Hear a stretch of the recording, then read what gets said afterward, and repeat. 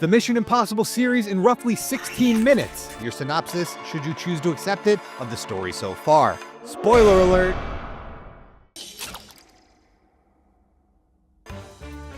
Ethan Hunt is the point man in a squad of IMF agents led by his mentor Jim Phelps and featuring Jim's wife Claire. The team is tasked with observing the theft of a secret list of spies under non-official cover, the knock list, from the American Embassy in Prague, and catching the buyer. The mission goes bad, leaving Ethan seemingly as the only survivor. Abort. Repeat, abort. Close your eyes, Mighty Ducks fans. Ethan meets with IMF Director Kittredge and learns the knock list was a phony, and the mission was designed to lure out an IMF mole looking to sell the list to a buyer named Max Mitsopoulos. Ethan is now the prime suspect. You want to shake hands with the devil, that's fine with me. I just want to make sure that you do it in hell. He flees and figures out how to contact Max himself with the help of Claire, who actually isn't dead. Ethan warns Max the knock list is a fake, but vows to deliver the real list in exchange for a meeting with the mole. Ethan and Claire recruit two disavowed agents, Luther Stickle and Franz Krieger. Together, they steal the real knock list from CIA headquarters, where it's guarded rather poorly by this guy, William Donlow. Donlow gets reassigned to Alaska and seemingly exits the franchise until he and the knife Ethan left behind somehow show up again in the final reckoning. Knock list in hand, the gang travels to London, where Ethan is tracked down by Jim, who, like his wife, is also not dead. You're a hard man to catch up with. Ethan quietly realizes it's Jim who's gone rogue and that Krieger is dirty too. Ethan arranges to pass the knock list to Max aboard a train, but tips off Kittredge. Disguised as Jim, Ethan then learns Claire is crooked too. The real Jim appears but kills Claire when he realizes the jig is up.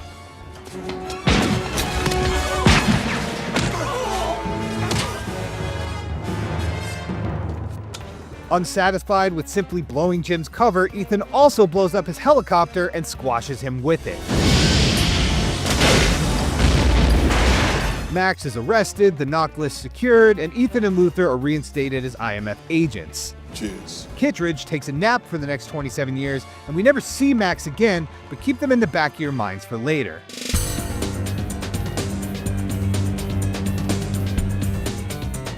Fast forward a few years and Ethan has grown his hair and is super into Limp Bizkit.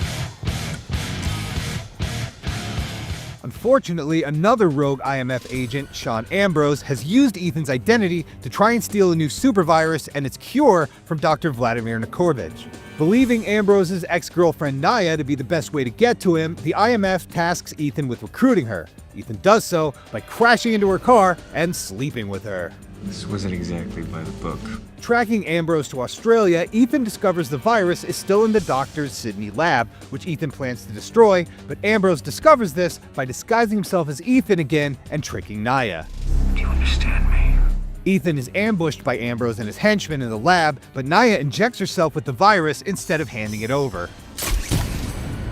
Ambrose sets Naya loose in Sydney, planning to trigger a pandemic and make billions from selling the cure. Ethan finds Ambrose, but appears to be captured by Ambrose's right-hand man, Stamper, and executed. The victim, however, is really Stamper in the movie's third Ethan Hunt mask, allowing the real Ethan to escape with the cure as it suddenly dawns on the audience why they gave the script to the guy who made Face Off. I'd like to take his face off.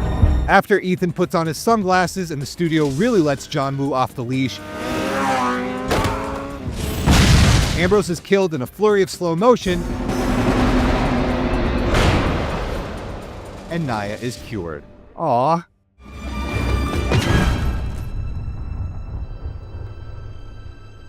Anyway, forget her, because the next time we pick up Ethan's story, he's now an instructor at the IMF, unbeknownst to his fiancée Julia. Ethan is sent by fellow IMF agent John Musgrave to rescue a colleague who's been captured by an arms dealer named Owen Davian. Ethan finds her, but she's killed by an explosive implanted in her head. IMF tech expert Benji Dunn tracks Davian to Vatican City, where he's supposed to obtain a mystery object called the Rabbit's Foot. Ethan quickly marries Julia, then heads to Italy with his team to successfully snatch Davian without IMF authorization. Fortunately, Davian's crew grab Davian back before Ethan can return him, and Julia is kidnapped. Davian gives Ethan 48 hours to find and deliver the rabbit's foot, but Ethan is apprehended by the IMF and accused of going rogue. We need you to come with us. Musgrave helps Ethan escape, telling Ethan the rabbit's foot is in Shanghai. Ethan retrieves it and returns it to Davian, but has a bomb planted in his head in return. You put an explosive charge in your head. Musgrave appears, revealing he's gone rogue and is working with Davian, demonstrating yet again that all the IMF's worst enemies work for the IMF. It's complicated. Ethan escapes, kills Davian, and has Julia electrocute him to disable the bomb. Julia straight up murders Musgrave, saves Ethan, and the two head off on their honeymoon, having never learned what the rabbit's foot actually is, or does, or why it's so mysterious. Rabbit's foot. What is it? The next time we see Ethan, he's locked up in a Moscow prison. He's broken out and learns that an unknown mole in Russian intelligence plans to buy nuclear launch codes from a deadly assassin. Ethan leads a mission into the Kremlin, but an explosion destroys the building. Ethan's team is blamed, and the entire IMF is disavowed. The IMF secretary plans to allow Ethan to escape, but is killed by Russian intelligence. Stay down! Drive! Drive! Drive! Ethan flees the attack with the secretary's analyst, William Brandt. Brandt IDs the bomber as Kurt Hendricks, who blew up the Kremlin to steal a nuclear launch control device. The assassin is trading the codes with Hendricks' partner in Dubai, but Ethan and the team trick each party into a separate meeting. The assassin becomes wise to the ruse, but she's karateed from the 119th floor. But the other guy, who's actually Hendricks in disguise, escapes thanks to a sandstorm. In Mumbai, Hendricks uses an old Soviet satellite to launch a nuke in San Francisco, but Ethan manages to abort the missile with some 90s catchphrase pizzazz. Mission accomplished! As Hendricks watches on dying. The IMF is cleared of the Kremlin bombing, and the team regroup in the US with Luther, where Ethan spots Julia, and we discover her death was faked by the IMF to protect her.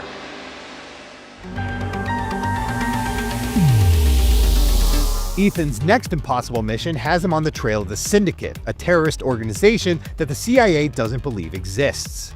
Ethan is captured by the Syndicate in London, but escapes with the unexpected help of apparently disavowed MI6 agent and Syndicate operative Ilsa Faust. We've never met before, right? In Washington, CIA Director Alan Hunley has the IMF disbanded, leaving Ethan cut off, still on the hunt for the Syndicate and its leader, former MI6 agent Solomon Lane. Ethan disrupts the assassination of the Austrian Chancellor with the help of Benji, but the Chancellor is still killed with a car bomb. Ethan is blamed for the killing and pursued by the CIA, despite everyone always being wrong when they suspect Ethan Hunt is dirty. Whether Hunt lives or dies is entirely up to him. In Casablanca, the team works with Ilsa to steal what turns out to be an encrypted British government file with access to 2.4 billion British pounds. Ethan kills a bunch of Syndicate bikers as Ilsa does a runner with the data, but Benji has made a copy.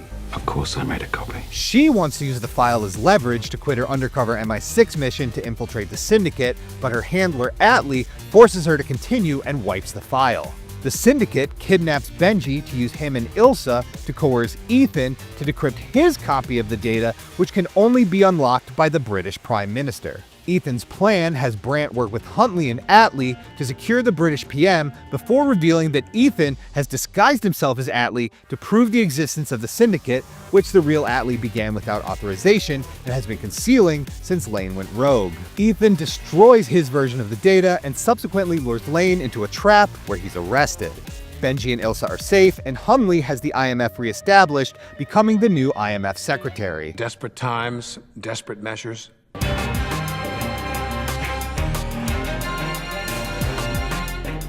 2 years later, the Syndicate has rebranded as the Apostles, a mercenary terrorist group threatening to wreak havoc on the world. The Apostles are enlisted by a mysterious extremist codenamed John Lark, who believes the only path to world peace is through mass suffering and death. Lark and the Apostles are trying to steal 3 plutonium cores in order to build nuclear bombs with the help of an edgelord mad scientist. Ethan and the IMF gang try to acquire the cores themselves in Berlin, but the mission goes haywire when the Apostles intervene and take Luther hostage. Ethan chooses to save Luther, allowing the Apostles to get away with the cores, and he spends the rest of the movie beating himself up about it. Where's the plutonium? The IMF, with an assist from Wolf Blitzer, gets the scientists to talk, revealing the schematics of the bombs and Lark's location. Lark is going to be in Paris to buy the cores from Alana Mitsopoulos, aka the White Widow. Remember Max, the arms dealer from the first movie? Turns out the business runs in the family. Alana and her brother Zola have taken up the trade and are brokering the handoff between Lark and the Apostle. Hunley sends Ethan and the gang to take Lark's identity and intercept the cores, but CIA Director Erica Sloan is annoyed by the IMF's tactics. A bunch of grown men in rubber masks playing trick-or-treat. Sloan sends her own man, August Walker, Special Activities, to make sure the job gets done. Walker and Ethan halo drop into Paris and corner the supposed John Lark in the men's room, but he gets the better of them until Ilsa Faust pops in to kill him. This prompts a change of plans. Can you still make a mask? I need a face to make a mask. Sorry. Ethan convinces Alana that he's Lark. She gives him one of the plutonium cores as a sign of good faith, but she'll only hand over the other two after Lark frees Solomon Lane from custody. Lane has spent the last 2 years being shipped from country to country as each tries to extract his secrets for their own benefit. The Apostles' price for the plutonium is their cult leader's freedom. Before the job, Walker meets with Sloan and convinces her that Lark might have been Ethan all along, handing over phony evidence to make his case. That is a serious accusation. Ethan and the IMF successfully kidnap Lane while minimizing casualties, even though Ilsa seemingly betrays the team by trying to kill him. It turns out that Ilsa's mission is to kill Lane on behalf of MI6, who don't want the former British agent spilling Her Majesty's secrets to the entire world. Ilsa agrees in order to prove her loyalty after being undercover with the Syndicate because she wants to return home after life on the run. You need to walk away. I can't do that. Hunley shows up, accusing Ethan of being the traitor. He threatens to arrest the team and take Lane, but it turns out the entire scene was a ruse to force Walker to reveal that he is, in fact, the real John Lark. I've ruined your day, haven't I? Sloan, now aware of Walker's betrayal, sends a CIA squad to take everyone in so they can figure out the whole mess back in Washington. But Lark's Apostles have infiltrated the agency. They shoot their way out, escaping with Lane as Walker kills Hunley in the process. Ethan almost catches Walker after some excellent Tom Cruise sprinting, but Walker reveals that he knows where Ethan's ex-wife Julia is and threatens to kill her if he doesn't back off. If I see you again, she dies. He declines to kill Ethan himself on the orders of Lane, who wants his arch-nemesis alive for architect of your pain style supervillain reasons. The IMF crew, rogue agents, yet again, track Walker to Kashmir, where the Apostles had previously engineered a deadly smallpox outbreak. Said outbreak was more or less an excuse to establish a medical camp that would hide the 2 nukes, which Lane plans to detonate at the base of a glacier that supplies water to 1/3 of the world's population. Lane also made sure that Julia and her new husband would be assigned to humanitarian work at the camp, setting the stage for his final revenge against Ethan. Benji and Luther, with help from Ilsa and Julia, work to defuse the bombs, but they can't do anything without Walker's detonator. Ethan chases him down in a helicopter and kills him in a brutal cliffside brawl. The IMF averts disaster at the last possible second. How close were we? The usual. Ilsa delivers a recaptured Lane to MI6, wiping her slate clean. The White Widow, revealed to be working with the CIA, will facilitate the handover. Sloan and the CIA bury the hatchet with Ethan, admitting that the world needs the IMF, while Ethan makes peace with the burden his job is placed on his ex-wife. Ethan's most recent mission begins with the Sevastopol, a Russian stealth submarine equipped with state-of-the-art AI known as the Entity. The crew uses a 2-piece cruciform key to activate the AI, at which point it tricks them into shooting a torpedo at themselves, sinking the sub and all souls on board. In the wake of the disaster, every government in the world is scrambling to find the keys, hoping to seize the Entity for themselves, since whoever controls the ultra-powerful AI will essentially be able to reshape civilization in their image. Ethan Hunt is sent to secure 1/2 of the key from Ilsa, who's been targeted with a $50 million bounty. This time, his mission comes from none other than Eugene Kittredge, the CIA director who got a face full of lobster in the very first movie. Ethan helps Ilsa fake her death to avoid the bounty and takes the key, which he refuses to hand over to Kittredge, who admits to setting the bounty himself. Everyone, especially National Intelligence Director Denlinger, wants to use the entity for their own reasons, but Ethan knows humanity's only chance is to destroy the AI before it takes over. So, you guessed it, the IMF goes rogue. Meaning this very conversation is technically an act of treason. Or as we like to call it, Monday. Ethan travels to an Abu Dhabi airport in the hopes of finding the second half of the key, which turns out to be a fake. A master thief named Grace manages to steal the real piece of the key from Ethan. Ethan, meanwhile, is spooked by the appearance of a face from his past. Dead Reckoning drops a pretty big piece of Mission Impossible lore on us here. It's revealed that every member of the IMF, even Ethan Hunt himself, were formerly criminals who were offered a choice to accept a life of espionage and danger in exchange for a clean slate. We don't know all the details, but Gabriel is part of Ethan's pre-IMF past, the man who made Hunt who he is. In flashbacks, we see Gabriel kill a woman named Marie, who Ethan is presumably involved with. Ethan is blamed for the killing and only averts a life sentence by accepting a job with the IMF. Back in the present, Gabriel is working on behalf of the entity itself, a dark messiah who wants to share the gift of death with the rest of the world. Grace gets arrested in Rome, and Ethan poses as her lawyer to spring her. The two are chased by the Italian cops, the feds, led by agents Briggs and Degas, and the entity's operatives, headed by a French assassin named Paris. Is there anyone not chasing us? Grace gives Ethan the slip, so the team, now including Ilsa, follows her to Venice, where she meets the person who hired her, the White Widow. Alana has the other half of the key and plans to sell the whole thing on the Orient Express the next day. Gabriel shows up and offers a spooky AI prophecy. He will have the key in his possession, and either Ilsa or Grace will be dead. It is written. He offers Ethan to choose which woman will survive, but he starts a brawl instead, giving Ilsa and Grace a chance to escape. Grace encounters Gabriel on a bridge, but Ilsa saves her, only to be fatally stabbed for real by Gabriel. Ethan can't make it in time to save Ilsa, since he was busy fighting Paris, defeating her, but sparing her life. Back at base, Ethan offers Grace the choice to join the IMF, become a ghost, and leave her old life behind. Luther bails in order to isolate himself from the entity, but not before warning Ethan not to kill Gabriel. They realize that the reason the entity had Gabriel kill Ilsa is because it's afraid of Ethan taking Gabriel alive and revealing its secrets. Grace infiltrates the train in disguise, knocks out the real White Widow, and takes the key. She meets with the buyer, who turns out to be Kittredge. He wants to use the entity to protect U.S. interests, revealing that he made an agreement with Alana's mother, Max, to keep her out of prison, which is why her children have become CIA assets. Grace, as Alana, pickpockets the key back from Kittredge after turning down his $100 million offer. Gabriel and Paris are on board the train too, and they sabotage the controls to prevent the train from stopping, and then meet with Denlinger, who's decided to side with the entity. Denlinger reveals that the entity was originally a US cyber weapon used to sabotage Sevastopol, and that the key unlocks a chamber containing the AI's source code within the sunken sub.